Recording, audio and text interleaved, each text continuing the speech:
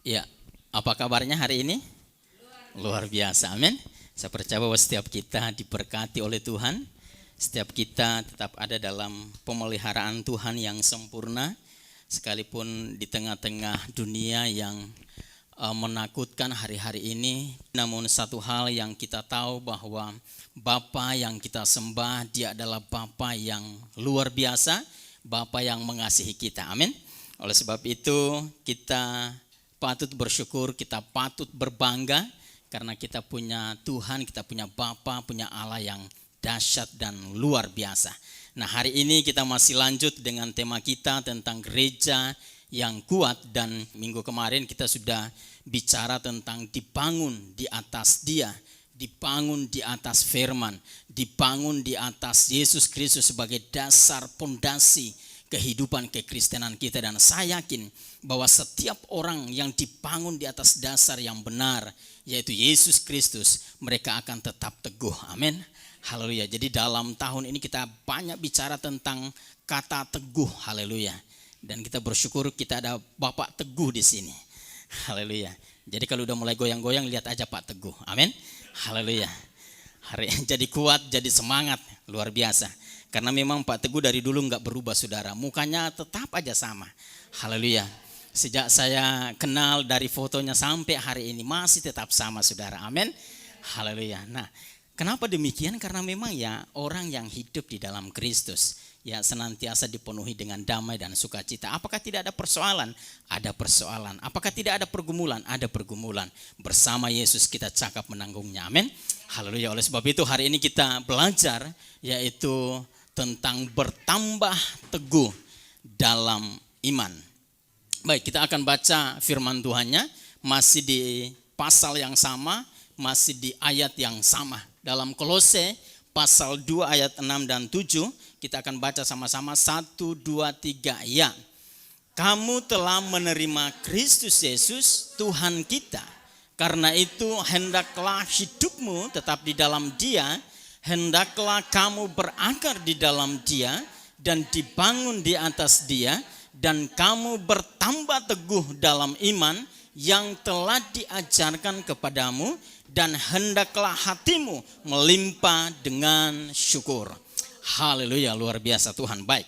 Nah, Bapak Ibu Saudara dikasih oleh Tuhan, sekali lagi bahwa Rasul Paulus adalah rasul yang luar biasa yang Tuhan pakai secara dahsyat di dalam menjalankan tugasnya sebagai hamba Allah yang memberitakan kabar baik.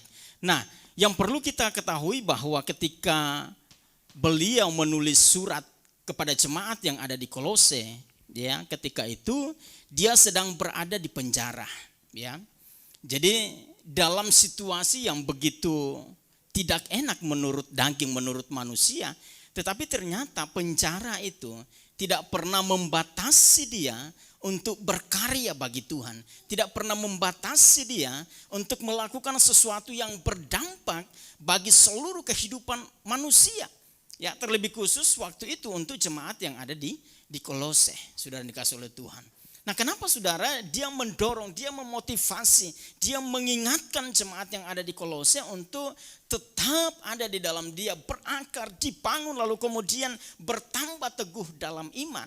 Kalau kita baca di dalam ayatnya yang keempat, lalu kemudian ayatnya yang kedelapan, di situ ada sesuatu yang sangat mengerikan, dan ini merupakan tantangan, ya, sesuatu yang perlu diwaspadai oleh jemaat yang ada di Kolose karena begitu maraknya ajaran-ajaran sesat yang saat itu terjadi. Ya, maka dari itu Rasul Paulus sebagai hamba Allah, dia mengingatkan jemaat untuk tetap teguh di dalam iman. Ya, betapa luar biasanya pengaruh daripada ajaran-ajaran sesat ketika itu. Ya, maka dari itu Rasul Paulus mengingatkan, menasihati jemaat agar supaya mereka tidak terpengaruh di dalam berbagai ajaran-ajaran yang menyesatkan. Berbagai ajaran-ajaran yang kemudian membuat mereka akhirnya meninggalkan Tuhan. Ya, membuat mereka akhirnya tidak lagi hidup seperti yang Tuhan mau. Ya, nah ini yang diwaspadai oleh Rasul Paulus. Oleh sebab itu ketika dia berada di penjara, maka penjara tidak akan pernah bisa menghalangi dia menulis surat ini. Agar supaya apa? Melalui tulisan yang dia kirimkan kepada jemaat yang ada di Kolose, mereka dikuatkan, mereka imannya dibangun, mereka tetap sungguh-sungguh hidup ya di dalam firman itu sendiri. Ya, dan saya percaya bahwa hal ini tidak hanya untuk jemaat yang ada di Kolose ketika itu, tetapi firman ini untuk kita semua ya. Supaya apa? Supaya kita juga kuat, supaya kita juga teguh, supaya kita tidak tergoncangkan oleh berbagai ajaran-ajaran yang menyesatkan hari-hari ini. Nah, saudara dikasih oleh Tuhan, hari ini kita diingatkan kembali untuk ayo kita bertambah teguh dalam iman. Nah, saya percaya bahwa jemaat yang ada di Kolose adalah jemaat yang sudah memiliki iman. Haleluya. Ya, sudah memiliki iman, tetapi Rasul Paulus mengingatkan agar supaya ayo bertambah dan bertambah terus. Artinya apa, saudara? Iman itu bukan pasif, tapi iman itu harus aktif, harus bergerak, harus tumbuh. Alkitab katakan bahwa kalau kita memiliki iman sebesar biji sesawi, maka apa? Alkitab katakan kita mampu memindahkan gunung dari tempat ini pindah ke laut. Haleluya. Nah, gunung yang dimaksud adalah gunung persoalan kita, gunung permasalahan kita, gunung beban berat kita. Ya, pada waktu kita punya iman itu, ya, ketika kita perintahkan persoalan engkau tidak berhak atas hidup saya. Ya, penyakit engkau tidak berhak atas hidup saya. Yesus lebih besar dari segalanya. Jangan sudah bertahun-tahun jadi orang Kristen lalu kemudian masih begitu-begitu. Ya, aku masih seperti yang dulu. Gimana coba ceritanya? Ya, padahal sudah bertahun-tahun jadi gereja Tuhan, jadi umat Tuhan. Saya percaya bahwa kita semua terus dibangun. Amin. Melalui firman Tuhan, melalui pengajaran yang disampaikan, hidup kita, iman kita terus dibangun di dalam Dia. Nah, saudara yang dikasih oleh Tuhan, apa pengertian daripada iman itu? Nah, kalau Kamus Besar Bahasa Indonesia berkata bahwa iman artinya adalah ketetapan hati. Ya, jadi tidak mendua. Lalu kemudian apalagi? Keseimbangan dan keteguhan batin. Jadi enggak tergoncangkan, enggak terpengaruh, enggak terkamiri oleh apapun yang ada di sekitarnya. Itu menurut Kamus Besar Bahasa Indonesia.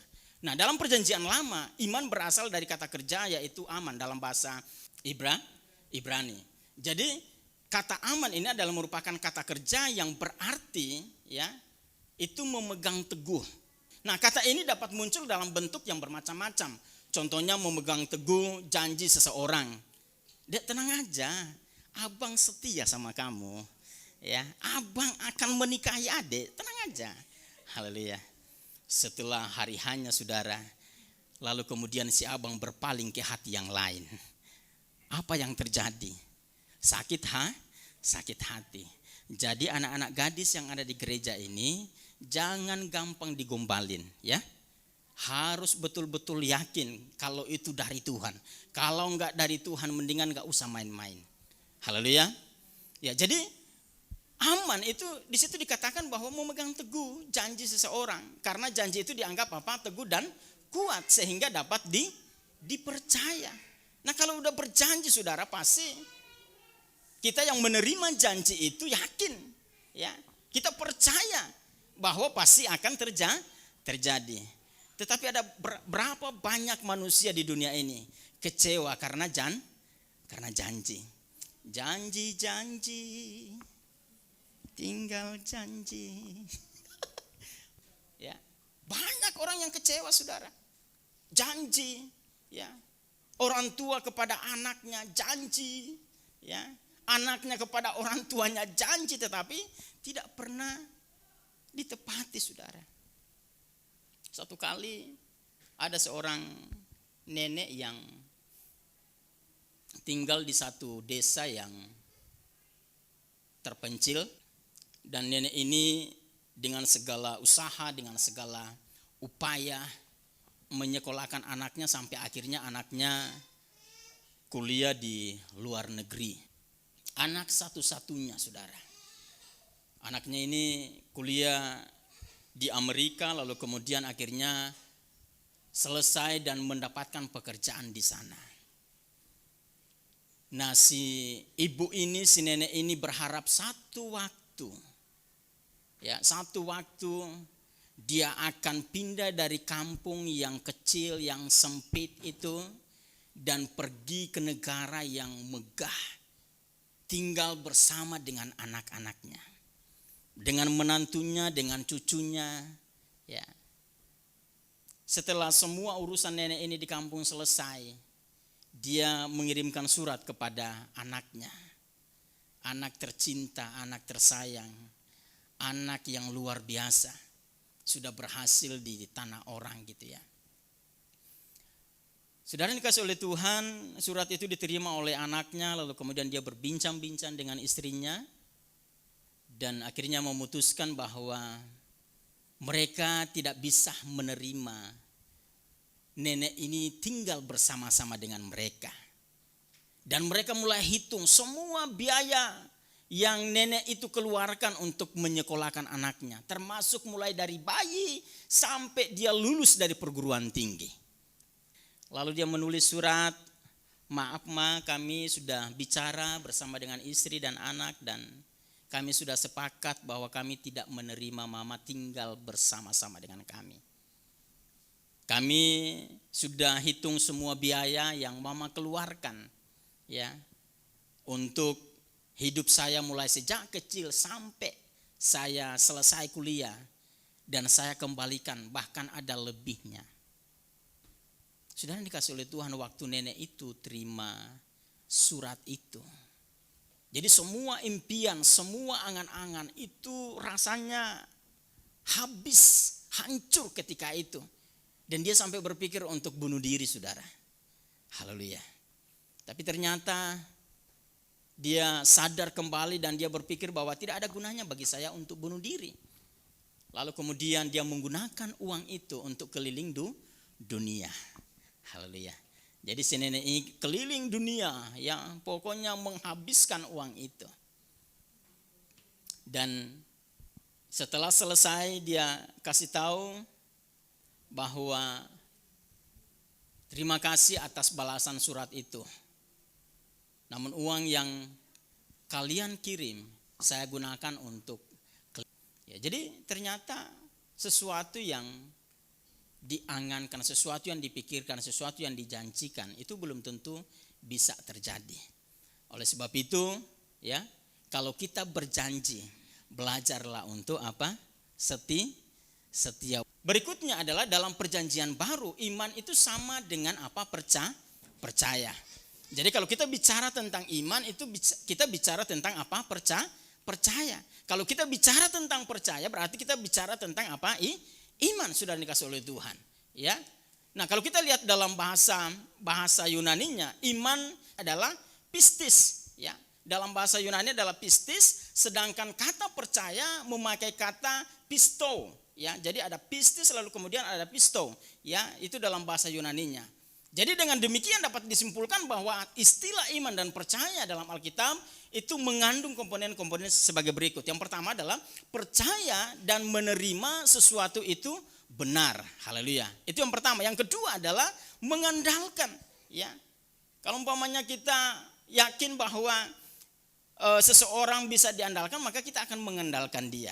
Ya, itu contohnya. Lalu kemudian adalah setia. Apalagi? Yang terakhir adalah apa? Taat. Ya. Jadi iman dan percaya itu sama artinya dengan menerima sesuatu itu dengan benar. Ya. Jadi kalau umpamanya kita yakin bahwa Yesus itu adalah juru selamat, maka kita menerimanya itu dengan benar. Kita percaya sepenuhnya. Ya. Kita yakin kalau Tuhan itu mampu menolong kita, maka kita akan mengandalkan Dia. Ya. Terus apalagi sudah dikasih oleh Tuhan? Kita belajar untuk setia kepada Dia, setia kepada janjinya, setia kepada Allah yang telah menyelamatkan hidup kita. Dan berikutnya adalah belajar untuk taat kepada Tuhan, kepada suaranya, kepada rencananya, kepada apa yang Tuhan perintahkan bagi kehidupan kita. Nah, ada beberapa contoh dalam Alkitab, ya. Dalam Matius pasal 9 ayat yang ke-22, tetapi Yesus berpaling dan memandang dia serta berkata, teguhkanlah hatimu, hai anakku, imanmu telah menyelamatkan engkau. Maka sejak saat itu apa? Sembuhlah perempuan itu. Nah, kata iman dalam konteks ayat ini, ya, itu berarti percaya pada perkataan Yesus. Karena perkataan Yesus itu mengandung kuasa yang pada akhirnya menyembuhkan orang yang sakit. Ya, dengan perkataan Yesus aja dia disembuhkan, dia dipulihkan. Oleh sebab itu iman daripada orang yang sakit ini percaya kepada perkataan Yesus itu sendiri. Jadi sesuatu yang dapat dipercaya dan dia melihat bukti dengan nyata, dengan jelas, ya, bahwa apa yang disampaikan oleh Yesus itu terjadi. Artinya apa? Dia mengalami kesembuhan, dia mengalami pemulihan daripada penyakit yang dia rasakan selama bertahun-tahun dan dengan imannya kepada Kristus. Haleluya. Melalui perkataan Yesus itu, dia percaya sepenuhnya. Dia percaya sungguh akan perkataan Yesus itu yang berdampak kepada kesembuhan yang dia alami. Itu yang pertama. Yang kedua adalah dalam Markus pasal 1 ayat 15. Katanya waktunya telah genap, kerajaan Allah sudah dekat. Bertobatlah dan percayalah kepada Injil. Nah, kata percaya di sini menekankan makna pertama bahwa yakin bahwa Injil itu benar dan dapat dipercaya. Jadi Injil itu adalah benar dan dapat dipercaya. Makanya di situ disampaikan bahwa harus bertobat, harus kembali kepada Tuhan. Ya, dengarkan Injil, terima Injil, percaya kepada Injil. Karena melalui Injil itu, ya, setiap orang diselamatkan. Jadi percaya bahwa Injil itu adalah benar dan dapat dipercaya. Haleluya. Nah, ini pengertian daripada kata iman dan juga percaya tadi, ya. Nah, lalu kemudian bagaimana agar hidup kita bertambah teguh dalam iman? Ya. Yang pertama adalah kita harus menerima apa? Yesus. Ya. Di dalam pasal 2 ayat 6 dan 7 ini yang paling utama itu adalah menerima Yesus Kristus di dalam hidup kita. Ya. Jadi kekristenan itu tidak hanya sekedar agamawi, saudara. Setiap orang itu harus menerima Yesus di dalam hatinya, menerima Yesus di dalam hidupnya, mengakui dengan mulutnya bahwa Yesus itu adalah juru selamat. Ya, makanya dalam pelayanan kita bagi orang-orang yang yang belum mengenal Tuhan, yang belum Kristen, itu biasanya dilayani yang pertama adalah dia terima Yesus dulu dalam hidupnya. Dia akui bahwa Yesus itu adalah juru selamat. Ya. Dengan demikian artinya bahwa dia mengizinkan Tuhan secara penuh, ya, menguasai seluruh hidupnya, menjadi Tuhan atas hidupnya, menjadi Allah atas hidupnya, menjadi segala-galanya atas hidupnya, ya. Jadi harus menerima Kristus Yesus sebagai Tuhan dalam hidup kita. Yang kedua adalah hidup di dalam Kristus, ya. Karena tidak mungkin iman itu bisa bertambah teguh kalau kita di luar Kristus. Kita harus hidup di dalam Dia. Lalu apalagi kita harus berakar di dalam Yesus, apalagi dibangun di atas Dia. Ya, lalu kemudian bertekun dalam pengajaran apa? Firman Tuhan.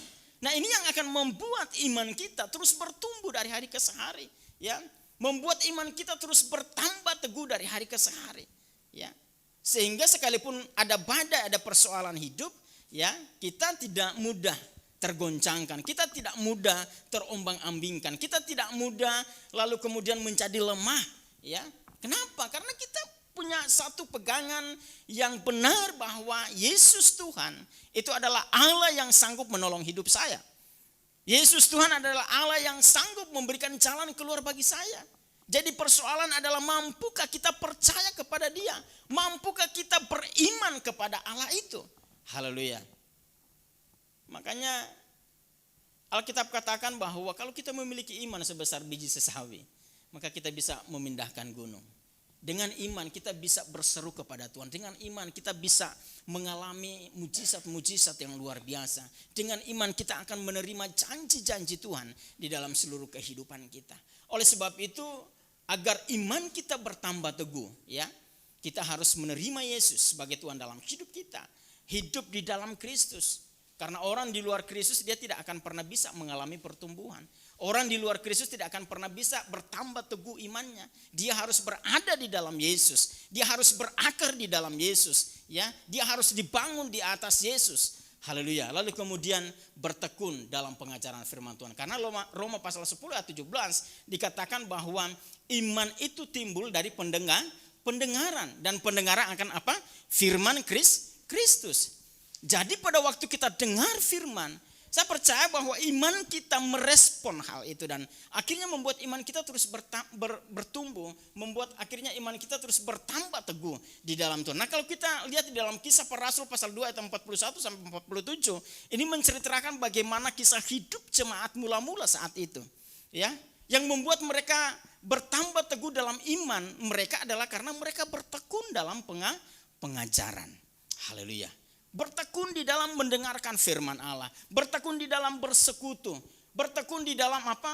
Membagi roti dan lain sebagainya. Inilah kegiatan-kegiatan yang dilakukan jemaat mula-mula yang dicatat dalam Kisah Para Rasul pasal 2, ada Kisah Para Rasul pasal 4 dan lain sebagainya. Itu menceritakan tentang kehidupan jemaat mula-mula. Ya, jadi mereka bertekun di dalam pengajaran. Dengan pengajaran yang murni, dengan pengajaran yang sehat.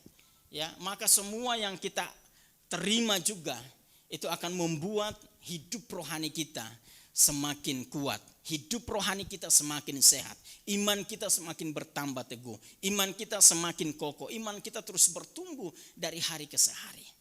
Haleluya. Ya, jadi harus tinggal di dalam Dia, hidup di dalam Dia, berakar. Ini yang akan membuat iman kita terus bertambah teguh di dalam Kristus. Berikutnya, mengapa iman begitu penting bagi kehidupan kita? Ya, mengapa iman begitu penting, saudara? Poin yang pertama, karena tanpa iman hidup kita tidak berkenan kepada Allah. Haleluya. Jadi tanpa iman, ya, kita tidak akan berkenan di hadapan Allah. Coba kita buka di dalam Ibrani pasal 11. Ibrani pasal 11 ayat yang ke-6, tetapi tanpa iman tidak mungkin orang berkenan kepada Allah. Sebab barang siapa berpaling kepada Allah, ia harus percaya bahwa Allah ada dan bahwa Allah memberi upah kepada orang yang sungguh-sungguh apa? Mencari Dia.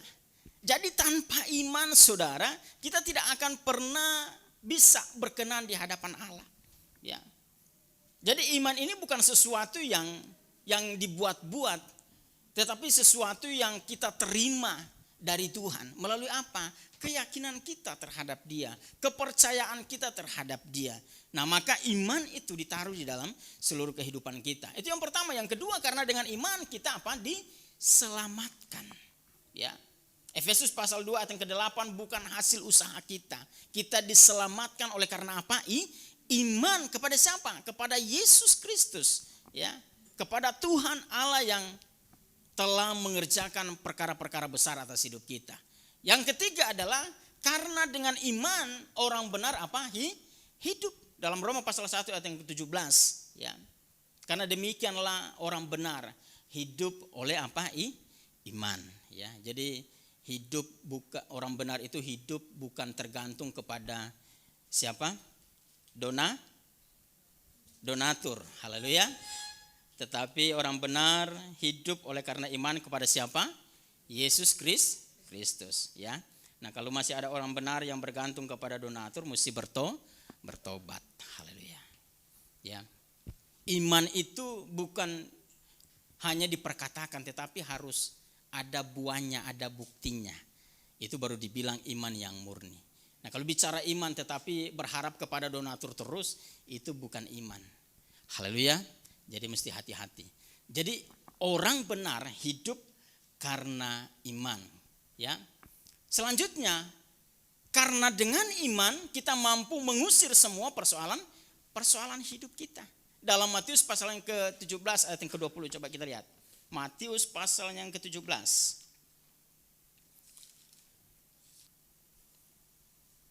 Ia berkata kepada mereka, karena kamu kurang percaya. Sebab aku berkata kepadamu, sesungguhnya sekiranya kamu mempunyai iman sebesar apa? Biji sesawi saja, kamu dapat berkata kepada gunung ini, pindah dari tempat ini ke sana. Maka gunung ini akan pindah. Dan takkan ada yang mustahil tidak ada yang mustahil bagi orang yang percaya. Tidak ada perkara yang mustahil bagi orang yang beriman kepada Yesus. Haleluya. Pada waktu kita mengusir entah itu penyakit kita, entah itu kegalauan kita, entah itu kepedihan hati, haleluya, maka semua gunung-gunung itu akan keluar dari kehidupan kita dan kita menjadi orang-orang yang merdeka di dalam Tuhan. Jadi setiap kali ada intimidasi, belajar pergunakan iman dalam nama Yesus. Ya, saya sudah dilepaskan. Saya adalah milik Kristus. Engkau penyakit tidak berkuasa atas hidup saya. Haleluya. Satu kali sudah dikasih oleh Tuhan. Ini kuasa perkataan saya akan sampaikan. Satu kali ada seorang kakek yang sudah 92, kira-kira seperti itu. Awet muda saudara. Umur sudah 92 tetapi muka seperti umur 20 tahun. Ya. Si Pak Teguh langsung senyum dia. Ya, jadi hari ini banyak untungnya Pak Teguh. Haleluya. Udah sampai di mana tadi ya? Akhirnya karena umur 92 ya kayak si Ama yang di sebelah rambut sudah putih tetapi muka masih seperti anak muda gitu ya. Nah, apa rahasianya? Cek. Jadi si anak gadis ini bertanya kepada sama si kakek ini, apa rahasianya kek? Nah biasanya dia mulai cerita, mama saya dia bilang, sejak kami masih kecil, kalau ketika kumpul dengan ibu-ibu itu enggak bicarakan prestasinya anak-anak. Kalau biasa kan ibu-ibu kalau udah kumpul, anak saya kuliah di Jepang, lulusan ini, penghasilannya sekian dolar gitu ya. Nah berbeda dengan mamanya si kakek ini saudara. Haleluya. Nah mama si kakek ini ketika dia kumpul dengan ibu-ibu, dia mulai bicara bahwa anak saya semuanya ya, mereka akan awet muda sampai tua. Haleluya. Dan itu diperkatakan setiap hari. Dan kakek itu betul-betul mengalami itu. Dan tidak hanya si kakek itu, semua saudara bersaudara itu awet muda sampai tua. Haleluya. Jadi perkataan sang ibu kepada anaknya itu adalah merupakan doa bagi kehidupan mereka di masa yang akan datang. Amin. Cek. Haleluya. Sehingga apa yang disampaikan, apa yang diperkatakan itu terjadi untuk anak-anaknya saudara. Ya. Artinya apa? Saya mau mengingatkan kita sebagai orang tua. Belajar untuk memperkatakan hal-hal yang positif untuk anak kita. Amin. Mungkin anak kita bandel gitu ya. Tapi tetap katakan anak kita adalah anak yang baik, anak yang sukses, anak yang berhasil. Itu perkatakan. Karena dengan perkataan kita, ya, apalagi perkataan orang benar kan berkuasa, Alkitab katakan. Nah kalau kita perkatakan ya dengan sungguh-sungguh setiap hari, setiap waktu, ya mungkin hari ini belum ada perubahan. Tapi saya percaya bahwa sesuatu yang positif yang ditanamkan kepada anak-anak kita itu akan membentuk seluruh hidup mereka di masa yang akan datang. Sama seperti cerita tadi, ya si mama daripada si kakek ini dia nggak cerita prestasi anaknya ke yang lainnya, ibu-ibu yang lain, tetapi dia menubuatkan anaknya bahwa sampai mereka tua mereka akan awet muda. Haleluya. Dan itu terjadi. Ya. Sebab itu saya mengingkari kita sebagai orang tua, ayo mulai perkatakan sesuatu yang baik untuk anak kita. Amin. Haleluya. Dengan iman kita menerima setiap jawaban doa. Apalagi dengan iman kita menerima janji Tuhan bagi hidup kita. Dalam Roma 4 ayat 16. Lalu yang ketujuh, karena iman adalah apa? Dasar dari segala sesuatu yang kita harapkan. Dan bukti dari segala sesuatu yang tidak kita lihat. Dalam kitab apa? Ibrani 11 ayat. Jadi iman itu adalah merupakan dasar dari segala sesuatu yang kita harapkan saudara. Jadi bertolak dari iman itulah maka kita mengharapkan sesuatu. Makanya saya selalu sampaikan bahwa pelayanan kita ke depan akan semakin luar biasa. Pelayanan kita ke depan akan semakin besar. Ya, kita punya tempat yang luar biasa. Ya. Dan mungkin hari ini belum terjadi. Tetapi perkataan iman itu, ya, dengan sungguh-sungguh, maka saya percaya bahwa tepat pada waktunya Allah akan mengabulkan semuanya. Amin. Haleluya, luar biasa. Oleh sebab itu pada waktu kita beriman, jangan pernah ragu. Karena kalau udah beriman, kadang-kadang aduh betul enggak ya, muncul keraguan. Udah Bolis bilang, udahlah kau kan lemah, apalah kau beriman sama Tuhanmu itu. Udah kau enggak punya begini, udahlah sadar dong. Ya. Tapi kalau kita punya iman yang besar kepada Tuhan, saya percaya Tuhan tidak akan pernah ingkar janji bagi hidup kita. Oleh sebab itu mari bangun iman kita. Amin. Haleluya. Bangun iman kita, kepercayaan kita kepada Tuhan agar supaya iman kita semakin bertambah teguh.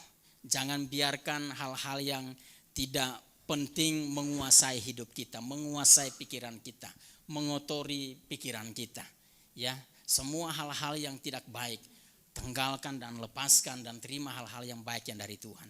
Karena dengan demikian maka hal itu akan membuat kita semakin menjadi pribadi-pribadi yang positif, pribadi-pribadi yang mengalami iman yang teguh di dalam Kristus Yesus Tuhan. Jadi ini yang saya sampaikan untuk kita semua, kiranya menjadi berkat bagi kita semua yang hadir dan untuk semua jemaat yang belum bisa hadir hari ini. Puji Tuhan, Tuhan memberkati.